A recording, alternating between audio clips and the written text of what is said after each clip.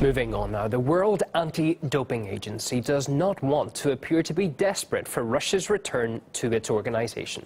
That is according to the watchdog's Director General, Nicolas, who was captured by our team having a conversation with the president of WADA following a board meeting. It's good to say we're working with Russia, but don't give the impression that we're rushing. By saying we're impatient that this is over. It is that. We want them to get back, but not under any condition. I'll just be very careful. Yeah, but I should be encouraging the Smirnoff. Not too much. Even I was saying you're going to be seen as just the neutral is the David Walsh series. We're not desperate for them to come back. They'll come back if they do the right thing. And we're working with IAAF and IPC on that. I didn't want to.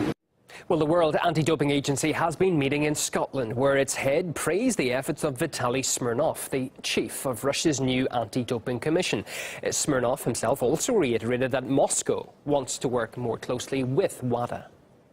I think the establishment by President Putin of an independent commission run by a highly respected Olympic figure is a very good thing. I've known Vitaly Smirnov for many years, and I think we're making progress.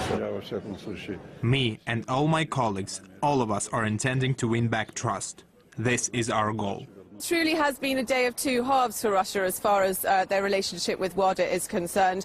You heard that open mic situation. Why they had that conversation so close to the end of a press conference is anyone's guess. But during that press conference, Sir Craig Reedy, the president of WADA, said that he was pleased to have Vitaly Smirnov, who heads the Russian Anti-Doping Commission there. And essentially it's Smirnov's job to restore the status of RUSADA, Russia's anti-doping agency.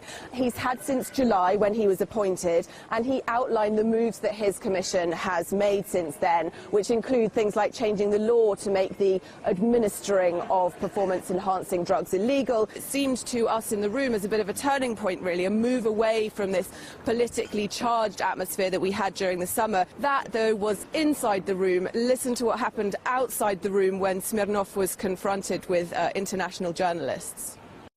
You were cheating and the government was helping you cheat. Why will you not accept this? If a certain person is a criminal, doesn't mean that the whole country belongs to Is that. Mr. Mutko a criminal? Mr. Mutko is Deputy Prime Minister. You being a criminal? Yeah. Is he a criminal or yes? Why were Yuri Nagornik and Natalia Zelenova dismissed? His name was mentioned in McLaren So report. is that an acceptance, a quiet acceptance, a tacit acknowledgement that those individuals were involved in this? Mr. Nagorny, member of the Russian government, yes or no, or was he? No, he was not. He was not. He was not deputy sports minister? No, he was deputy minister. He was not. Deputy minister is a member of the government. That's only ministers member of the government. A deputy not? No. This, of course, all follows the release of the McLaren report, which accused Russia of a 4-year state-sponsored doping program, and you'll remember led to more than 100 Russian athletes being banned from the Rio Olympics. Now, the final version of that report, WADA has announced, will be released on the 9th of December, and it may form what we might call the end of the beginning of this affair, but it looks certain from today's proceedings that Smirnov, Russia and his team have quite a long way to go.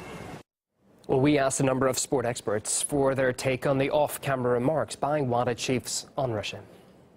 Let's be very honest, a horrible hypocrisy in the whole system. And in private, he's pushing Russia very hard. He's quite tough, but at the same time, public, he's saying, look, we're getting there, we will get there.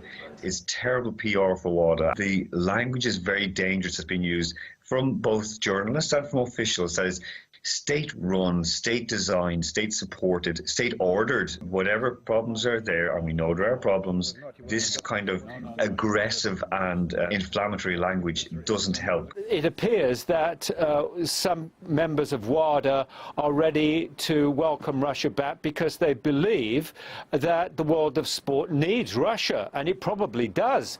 A great many competitions in the world, not just athletics, but a great many other sports, need Russia's presence because Russia is such a strong sporting nation.